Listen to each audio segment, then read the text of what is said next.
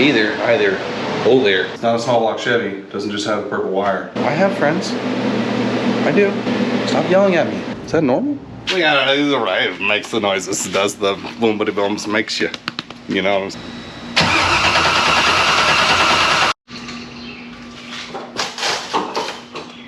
Oh, I didn't see y'all there. Hey, howdy. How y'all doing? It's good. Okay. I'm Lane. Welcome to another episode of Little Luck Garage. I don't know what I'm doing.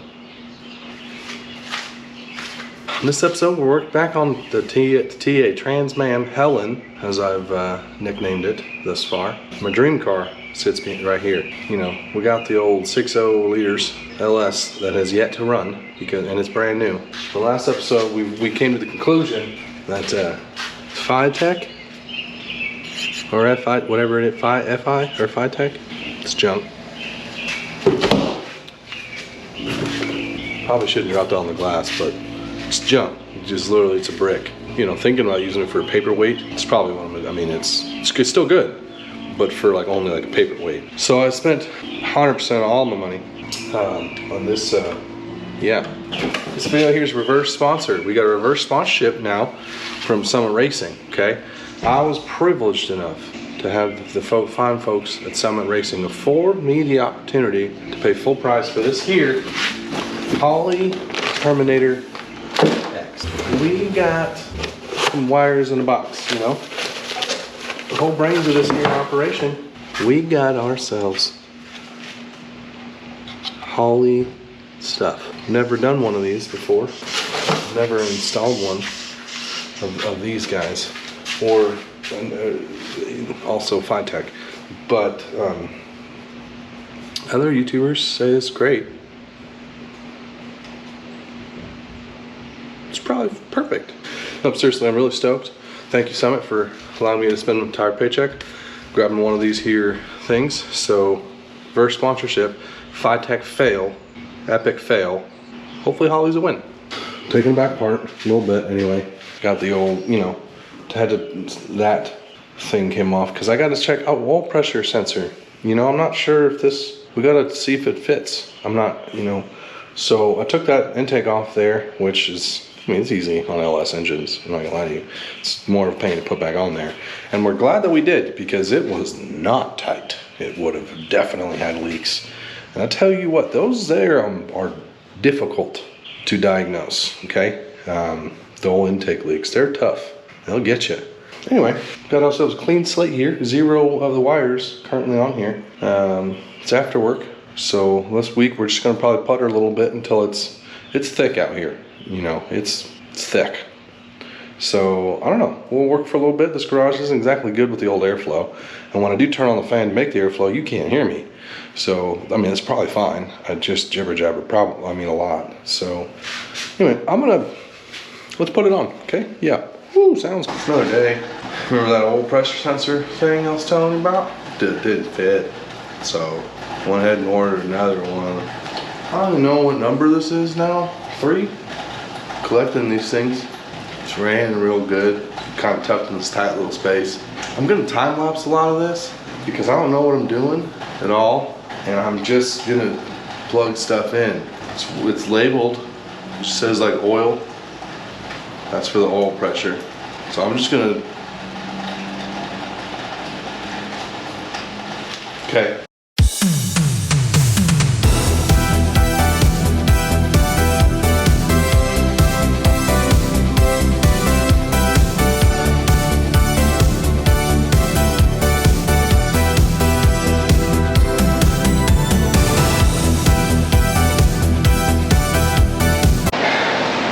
Either, oh there. Many days and many nights have passed since we've done the old thing, but I got updates. We got things we're doing now. Many reasons are in the why I'm delayed, if you will. Anywhere what? Here's what we got. I think I mentioned this. I'm not sure if I'm gonna show you or not, but we had to take the transmission. It's dark under here currently, but that's fine. That guy, she had to come out, you see. I didn't really film because, well, you mostly would have seen him my armpit and or the top of my bald head. And I didn't think that was quality content, so I just I spared you. But also it was really taken out. I ended up installing a remote bleeder for the clutch. And the biggest reason why I took it out was I literally could not get the clutch line in there. You know, it's just a tough area. And I was fighting, and I wasn't sure if maybe there was wrong parts or something like that. I didn't know, and so I pulled the transmission.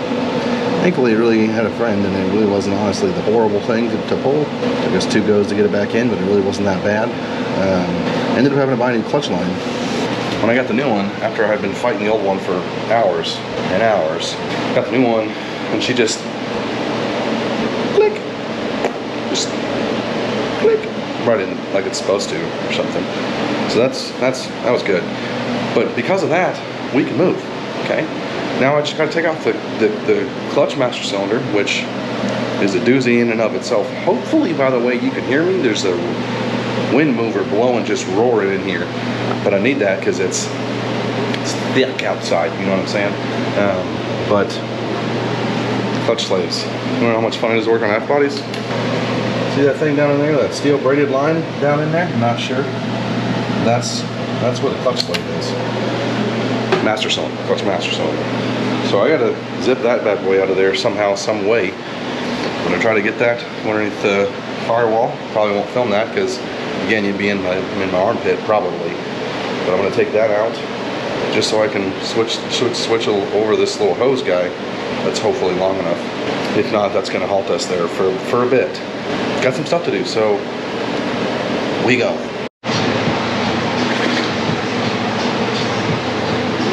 I have updates.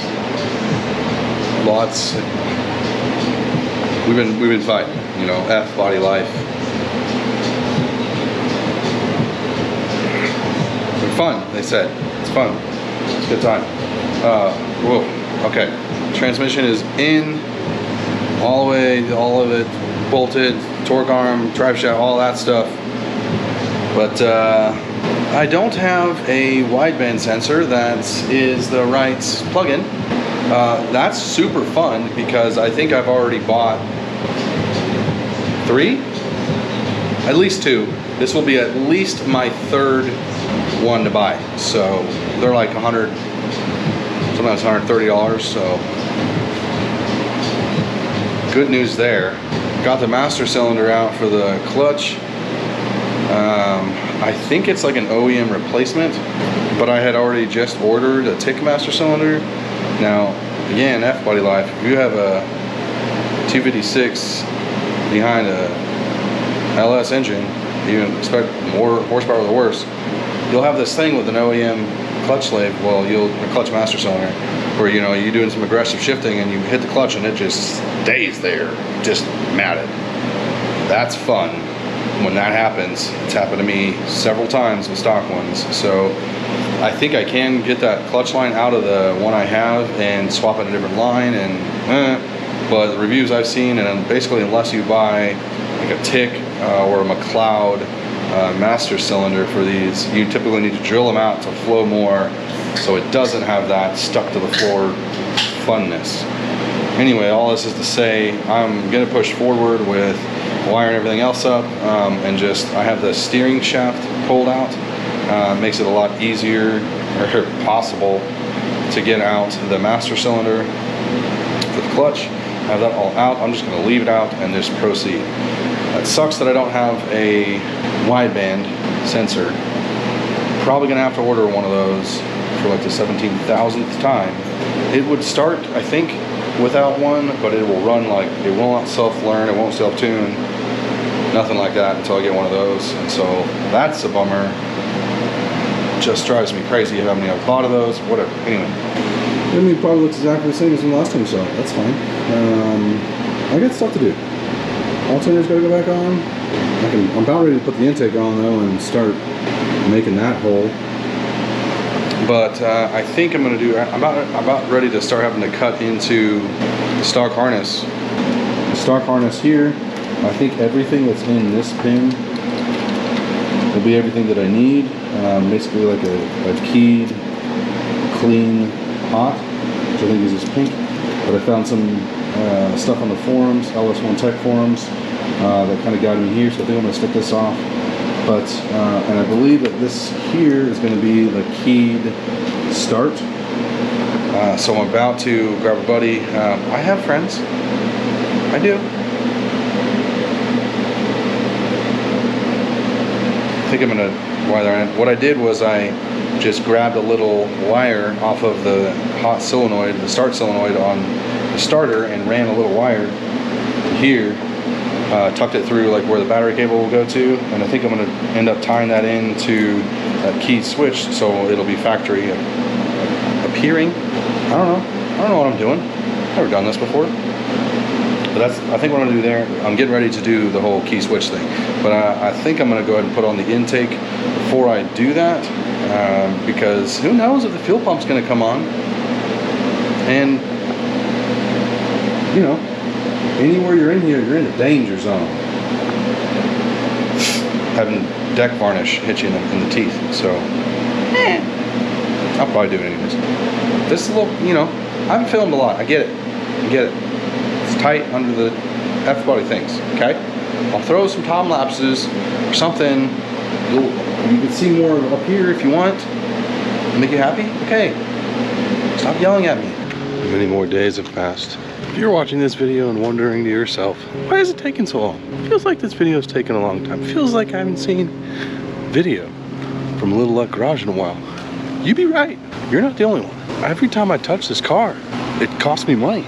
Literally every time I touch this car, I find something else I gotta buy. Carrying in my hand right now, another starter. Hooked the starter up, whatever, and hooked up a hot wire and whatnot, have use. So I could just turn it over for a little bit, build some oil pressure, because it's been sitting without oil on it forever. The starter's bad. I'm telling you, if I touch it, it's gonna cost me money. I think it's been like, I don't know, 42 or 43 days, something like that, since I posted a video on this car. Motivation's lacking, my wallet's crying, I'm crying. Sorry, I feel it too, I promise you. I want it to work. I need it. I need it. Working all day in the hot sun here in the South Carolina, it's not cold. You know, it just brings down the motivation to come out here after work and sweat and spend more money that I don't have. So anyway, I'm not going to do a whole lot tonight. Still waiting on a clutch master cylinder from the old Tick Performance. I ordered it like 4 or 5 days ago. Still awaiting shipment. Is that normal? Okay. Anyway, and you notice I haven't, well, you haven't noticed yet, video's not out yet. You'll see that I haven't filmed a whole lot underneath the car. There's reasons for that. When I'm under there, it's like, it's tight. That's what I'm saying here. It's just not the room, so you're going to see my armpit, like the back of my bald head. But I realize I should film. I mean, I don't even know how much footage I have up to this exact point right now, but there's like 90% not on film. Oh, hey, look. Just kidding. There's nothing over there. I'm going to put the starter in real quick. Okay, thanks. Have you subscribed? Have you liked my channel yet? The video? I'll wait.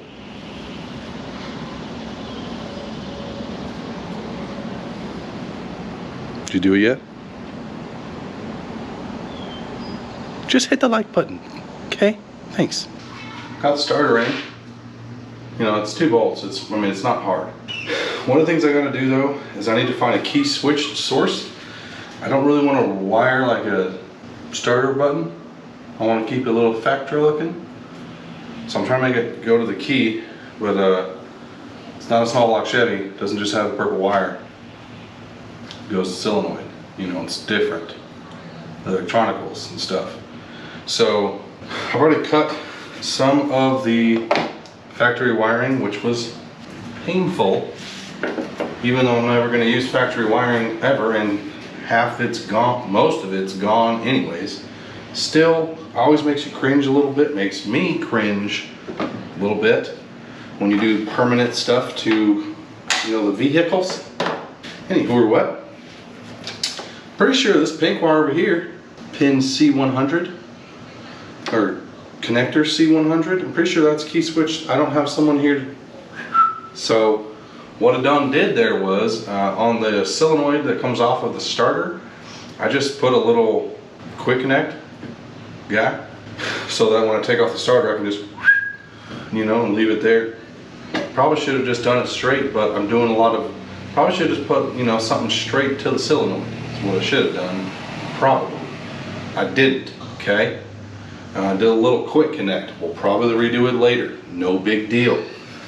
Anyway, what I'm trying to say to you right now is, I think this engine should turn over if hook the hot up right now, touch that little wire to it. Should do a thing. Let's find out. I'm just gonna hold it like an idiot. Be smarter than I am now, would you?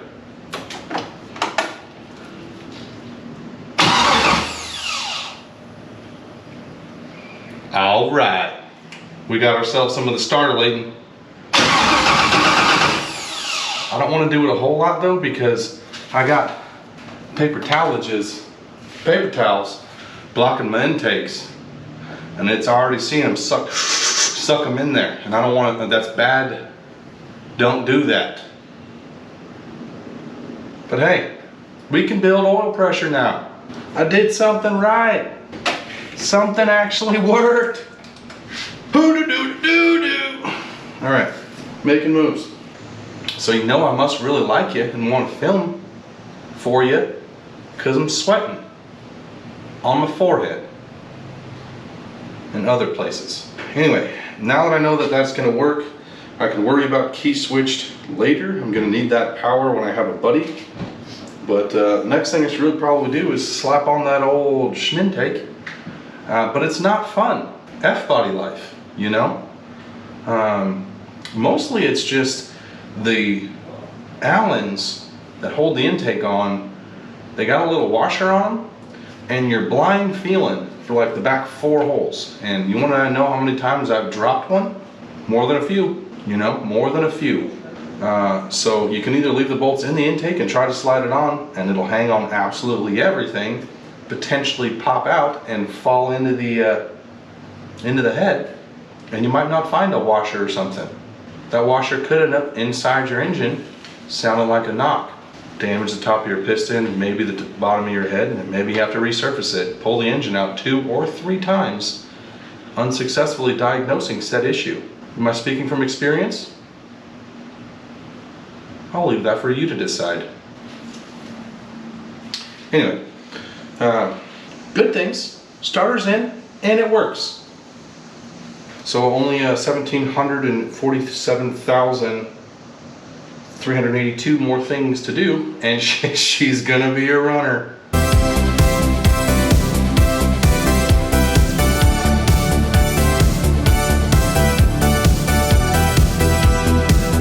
Short day. May or may not have only been like, not a long time, 45 minutes, but there's sweat running down the crack of my cheeks, you know, and I already showered. Any of you that have had this project car going on for 5, 6, 7, 8, 9, 10, 11, 12, 13, 14, a long time, struggled on the motivations and stuff like that, I don't have any killer advice for you. I don't have any solid one-liners and make it all be better quotes or nothing like that for you. I mean, the answer is simple. You got to dig deep. You got to remember why you love this stuff. You got to stay true to those goals. I have been known to gone on a rant or two about building a car for your goals.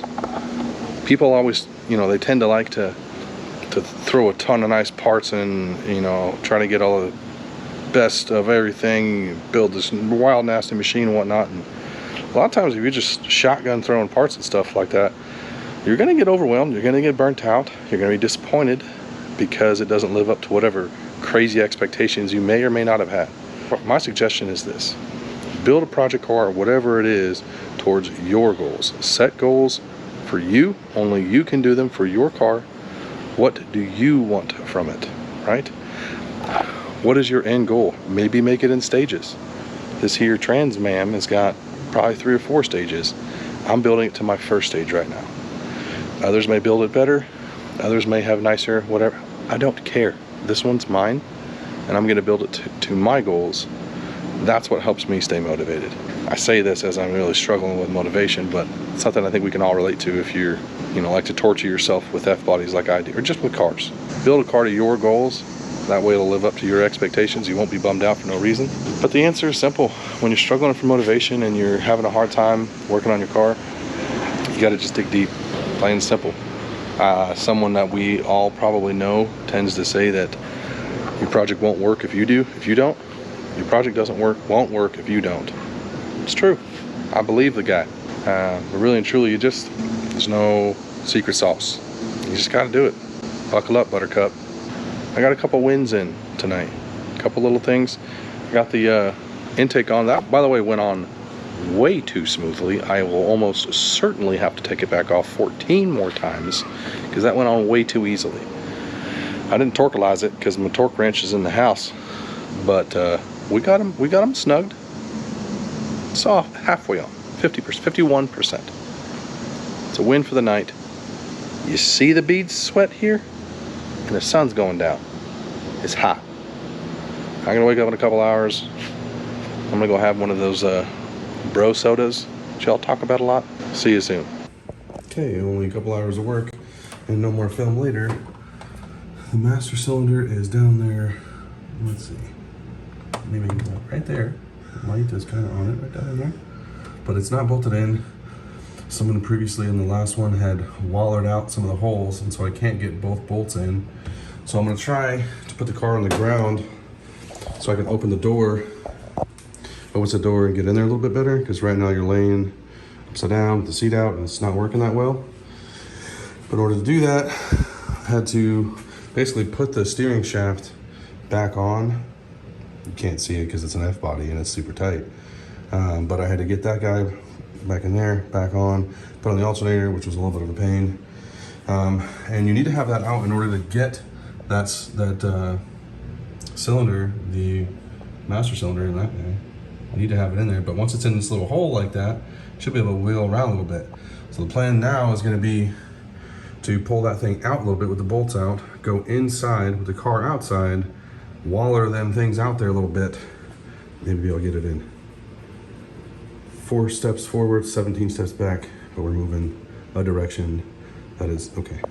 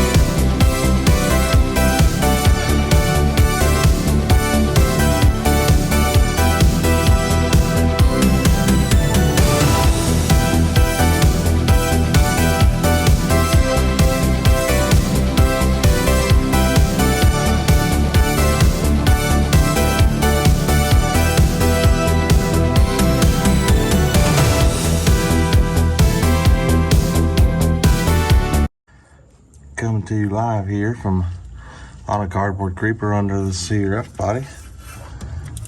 I don't have a fuel pump. And what I mean by that is my fuel pump's not turning on.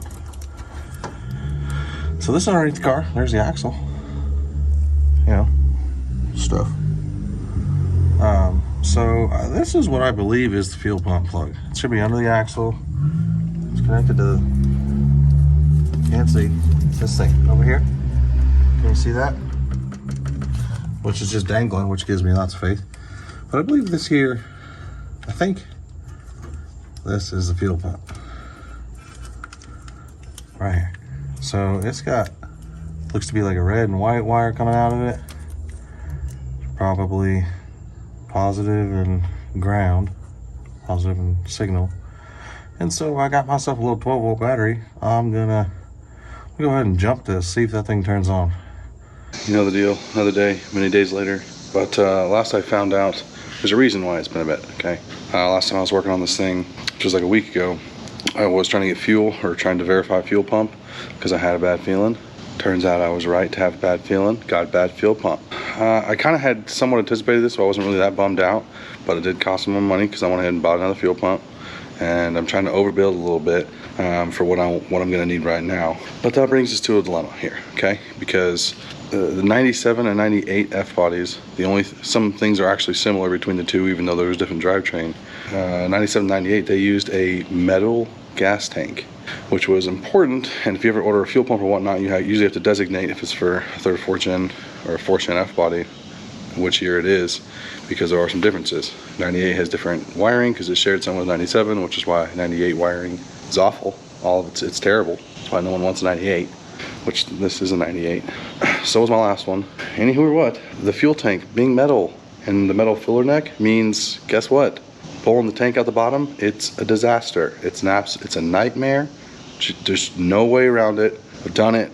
It's awful. You gotta bend the living piss out of the filler neck to try to get it out usually with 2 people. I've only got it now with 2 people. Man, you basically gotta take the rear end out. Essentially, I mean, it's a whole ordeal. Whereas you still gotta take the tank out to remove the fuel pump on later ones, but they have a fiberglass tank. Boop, that bad boy just pops out of there. Not the biggest deal. You still got to basically take out the rear end, but well, guess what? I want this car to be reliable, but I also want to be able to fix it and be comfortable fixing it wherever I go. I want to be able to take this car across the country if I want to, and if something does break, because it is, 25-year-old car, I'm gonna be able to work on it. So I'm gonna look into doing this is gonna hurt some feelings for some of the purists out there, and this is a very hot topic in the 3rd and 4th gen F body life, but we're gonna drill a hole. We're gonna cut a hole in the top of the car underneath there to make it easy to do this. I might still have to pull the fuel tank if it's rusty, but if this ever happens when I'm on the road driving, I want to take this thing on power tour and maybe some other things. I'm gonna drive the living snot out of this car, I'm telling you right now. So I'm probably gonna have to change this fuel pump again at some point, and I don't know if it's gonna be on the side of the road. So I want to be able to do that. So I'm gonna cut a hole, but I'm gonna do it in a way where I can do it cleanly and hopefully seal it up pretty well. And if y'all just are upset about that, it's my car and I'm gonna keep it forever. So anyway, that said, look how clean it is in here. It's just got the T-top holder still, and the trim is all here, normal scratches and stuff, but this thing is clean. Let me rip all this stuff out and make sure no one else has already done this. I don't think so, but let's find out. All right, some of this stuff here. Been a while since I've taken apart one of these, but it's all pretty simple. Well, most of them are already undone, so okay. Gives me confidence. Just kidding. And this is factory boom stickers. Let's just go ahead and take this out. Oh, these are Scotch Brighted in. That's what you want to see. Scotch clips. Just kidding, I would do that. I've done that. Whatever. Did it work all the time? No. That's fine. What we got over here? Well, you got any clips in here, don't you? Well, how are you? Where's the... Okay. That's right. Should just be able to peel back this guy.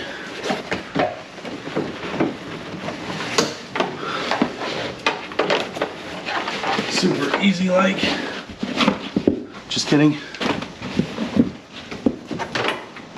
Oof. Oh, that's just makes your heart hurt. It's perfect. It's beautiful. It's absolutely gorgeous. Well, this car's not been restored, and I think the cluster has been changed, because when I finally got it ground to it, it said like 100,000 miles or 200,000 miles. But I mean, this thing is,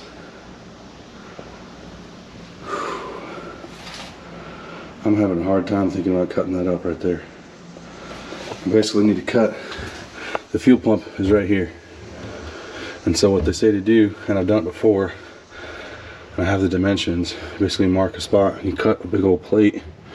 What I was gonna do is actually go through this into here tie back in right here. Have a little L, put it on some hinges. So I just flop that over, pull out the fuel tank. But that car is beautiful, and I'm feeling some type of way about it. I gotta ponder. I'll get back to you. So I even posted on an online forum, this little Facebook group that's just, you know, enthusiasts. Anyway, just trying to get make my gut feel a little better. And actually the consensus was to cut it. You know, it is gonna be my car. I have no intention of reselling it. I can't document that it's super low mileage, even though I think it is fairly low miles. But it already doesn't have the original drivetrain. So I think trying to be pure to the car while giving it homage, you know, paying its respect. I think in this intent and purpose, it's still better to cut it. So I want the trapdoor so I can change it again on the go fairly easily. So there's the hole. I am using basically a picture I found on a forum way back when that I saved myself and to do the last time I did it. It's basically measurements off of the edges. I like this little guy and this little guy and whatnot.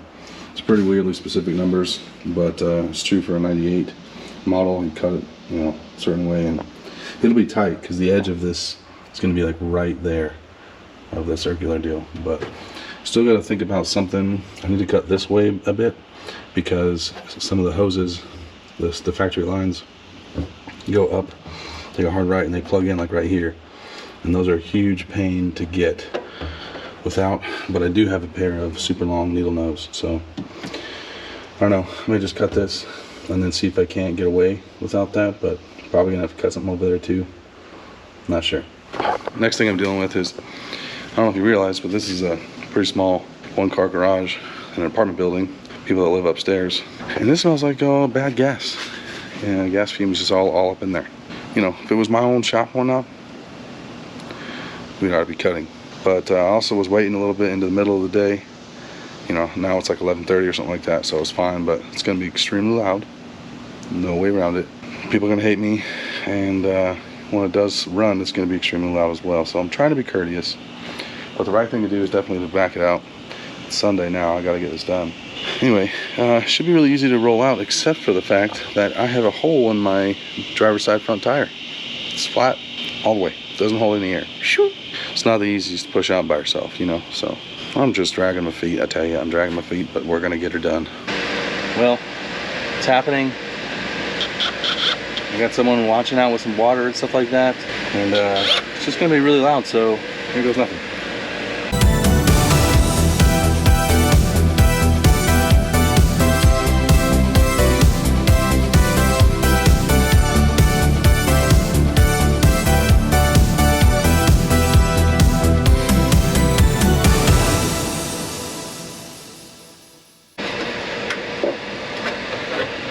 Ta-da! There's the connectors.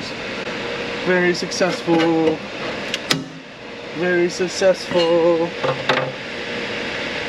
Hurrah! Ta-da! All la la. See? Easy peasy. I don't know why are you so scared? You're scared. You're scared. It's fine. So I don't know if you can tell, but I went ahead and marked it out and then just completely ignored it. That's because I got a bunch of feedback on the online forum deal, the face-based market space thing, and I found this pretty sweet trapdoor from Summit. Haven't ordered it yet, but we can do that later. But it has a pretty nice little access panel with a nice little core trim. It's race car stuff. It's going to cover that just fine. So I went a little bit bigger than I originally needed. See, if I had just that little intersection, it would be just enough to cover it. But it's a dang pickle to get these things disconnected when it's only that big.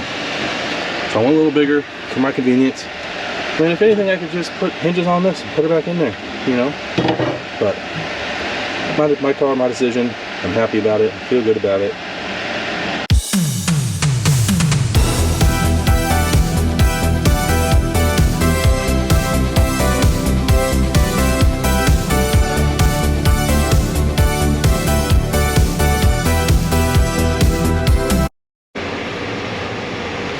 I gotta jack it up. Just no unpluggy. Well,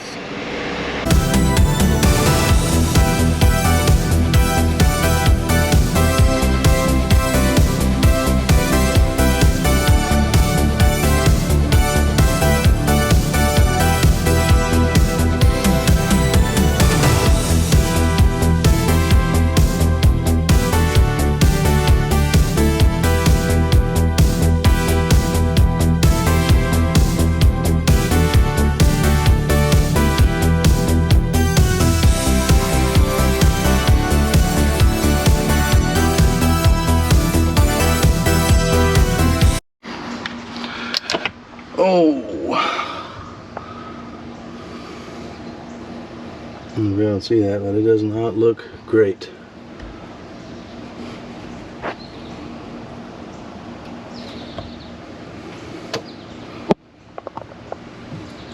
Oof, da. You guys on board with just pretending we didn't look inside that tank? Me too. Well,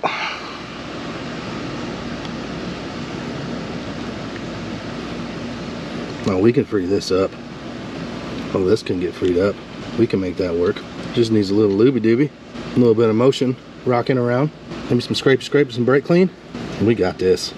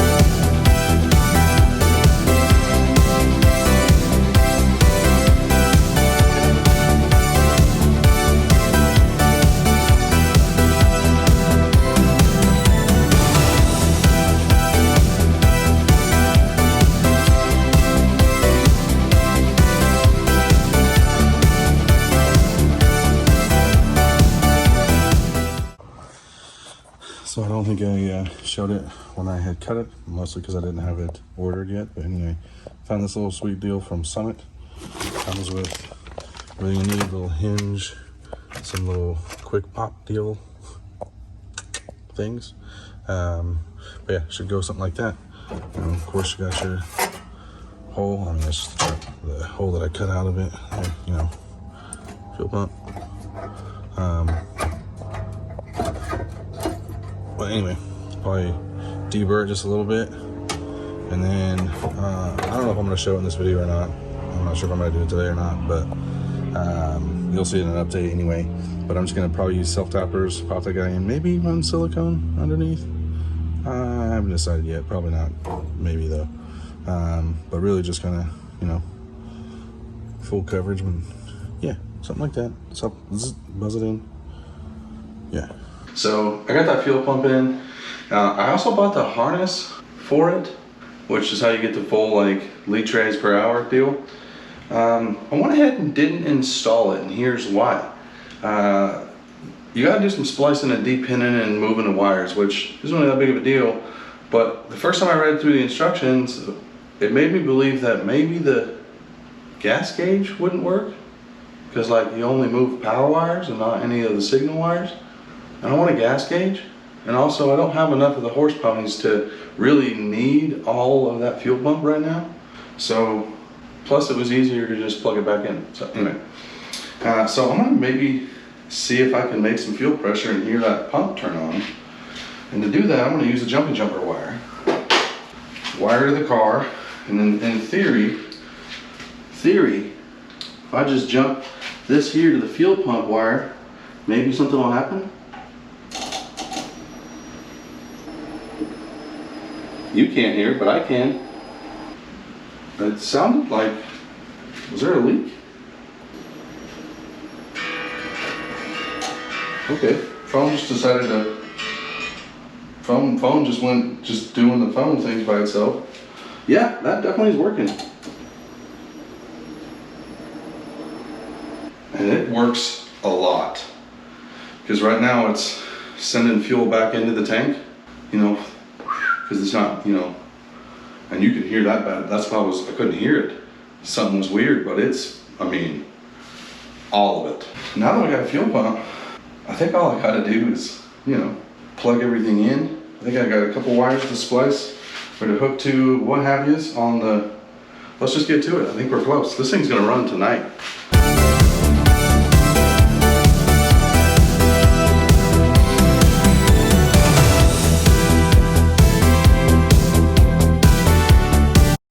All right, did I mention that this is somewhat temporary-ish right now?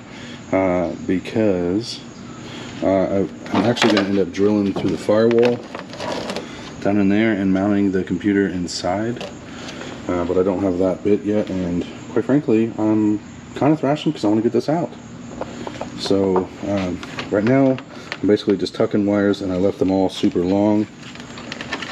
I know it's going to look like an absolute nightmare, but I will probably, most likely, almost, maybe, do that before I start driving it. Because we're just going to try to test fire right now.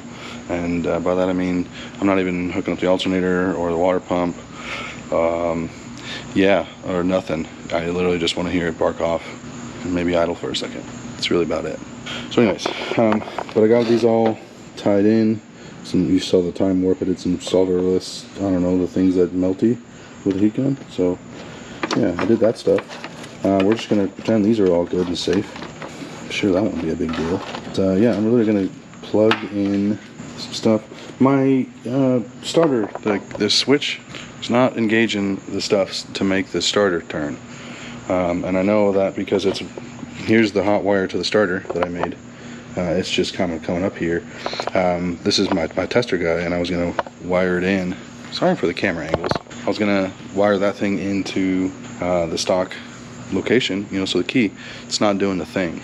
So probably gonna start out with a push button starter, which I'm not stoked on. But for right now, I'm just gonna go ahead and do the old boop boop, you know, and then the key should still cut power to everything else, so the key should work to shut it off, we hope. I'm gonna plug this stuff in, and then, I can't believe I'm saying this, but I think we're gonna try to start it.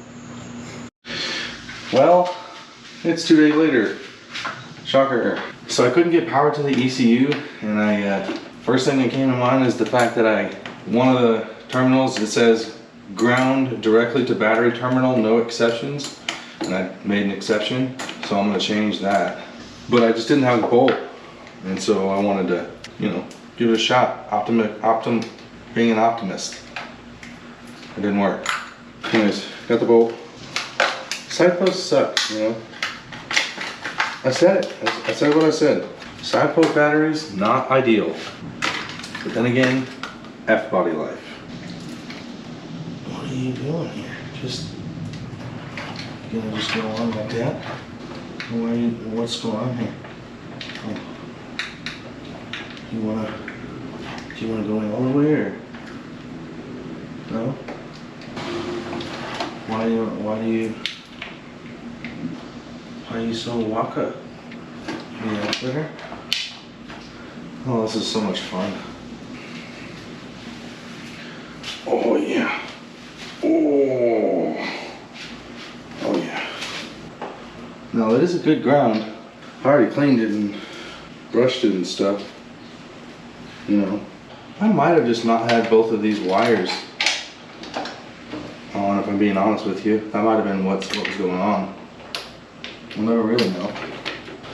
I certainly am not excited about starting it in this garage, and I really want to push it out, but I might get excited, and who knows, because I think I'm going to go ahead and hook everything up. I just want to see if I can get the ECU to read and do its initial settings, and if I can get it to do that, I think I'm going to push it outside and see if we can hear some freedoms come out of the, you know, all of it.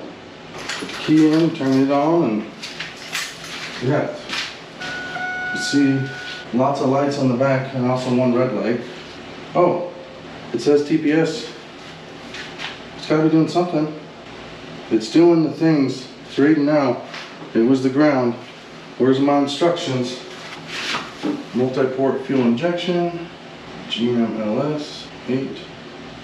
I'm gonna choose the engine size. That's pretty cool. It's got a little slider guide. I need the stylus, you know? I want the stylus. Stylus seems fancy. Give me the stylus.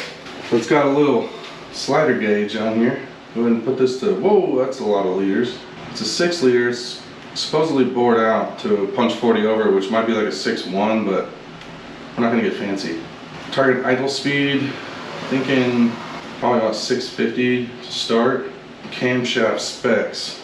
It's asking for, there's 3 options: below 235 degree duration, and then 235 to 260, and above 260. I'm gonna have to revert to my pictures because I just have a picture of the cam card or the specs of it. And that's it. It's just has writing on it, but it's below 235, so that's a really mild cam. And you got a select duration. It's a 24x fuel pressure. I don't actually know. I think it's supposed to be 60, but I think that's only on, you know, when all the beans are on it. It might be 43. I'm gonna look at the specs of the fuel pump. I'm gonna Googleize it. It says a high performance, blah, blah, blah. This pump is run at a base pressure of 58. Its flow rating drops to 235. So best it says is it's at 58 PSI.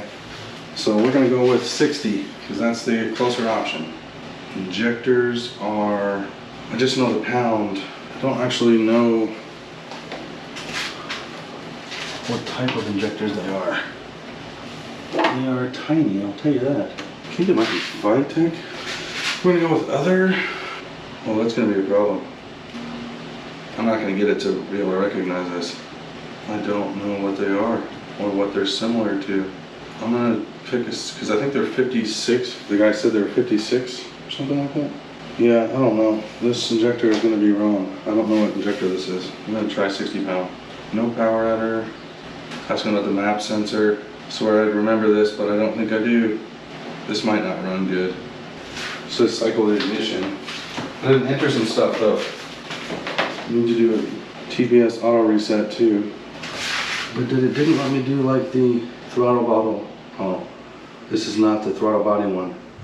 It's ready to run, but I should probably back it outside, which is fun with one person and a flat front tire. But I'm gonna go ahead and do that because I think it's time to go sprava. Let's make it happen. Wah, wah. Wah. So I genuinely don't know. Well, I'm almost certain I entered the wrong map sensor and the wrong injectors. I guessed on those. So I'm not 100% confident that this is gonna work honestly, or it might run poorly.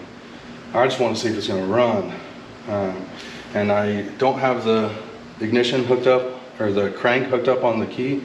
Can't get it to work, so I literally have a wire I'm gonna touch, and then I'll use the key to shut it off. So I'm gonna go to monitor, initial startup. Battery's a little low if I'm being honest. TPS is wrong. Need to do a TPS auto reset.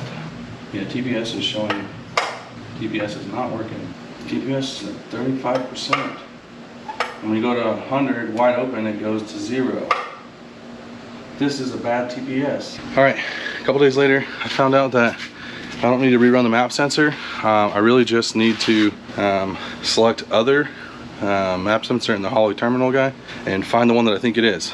No, I didn't actually take a picture of the one that's in the back of the intake. And I'm trying to be lazy here and not take off the intake. So I guessed, because I've seen it before, and that makes a difference.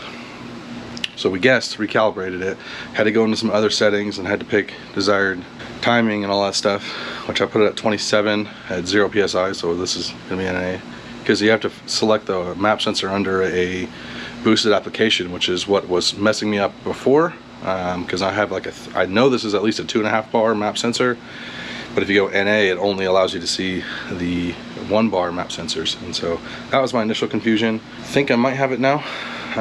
Worth at least for another trial fire, which you're going to see here in just a second. Now keep in mind, it might have to start a couple different times because the injectors that I selected to maybe make it work is injector data that is similar to the flow rate of what I actually have.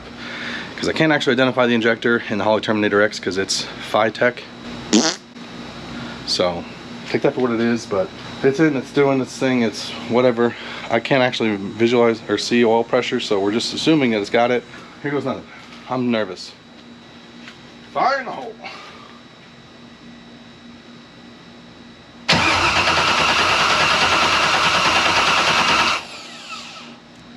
This should probably be plugged in to an injector.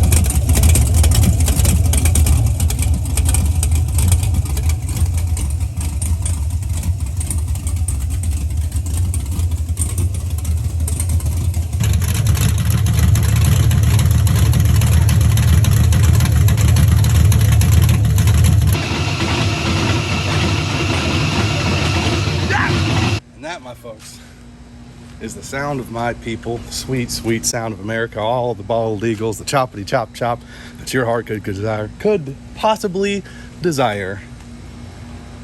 And yes, it was worth the wait. Thank goodness.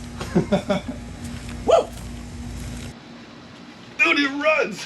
I can't believe it runs. Oh, man.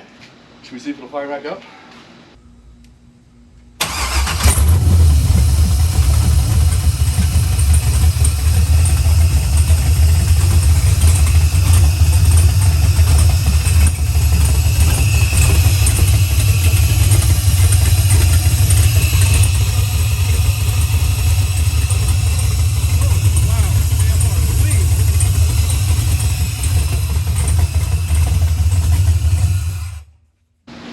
Probably should have maybe looked at the AFR before on the seeing. Well, I saw 20. That injector data might not. Something is okay. That was woo. That was very lean. It was getting lower and it was jumping around all over the place. But I had set the target AFR to be like 12 and a half, you know, which is on the fatter side, lower number, fatter AFR. 20 is explosions, and that's real bad. Hopefully, I mean, I've only got AFR coming from one side right now. I do have an actual wideband on it, and I think it's operating correctly. Maybe not, because it was seeing anywhere from 22 to like 14, which all of that's too lean. I didn't actually pay attention to that. Next time I fire it, I probably will put something so I can record the gauges, because I didn't actually think I started a data log. I probably should have done that. That would have been smart. I need to be watching AFR. That was very lean, if that is an accurate number. And any of the rip'ems will hurt that. That's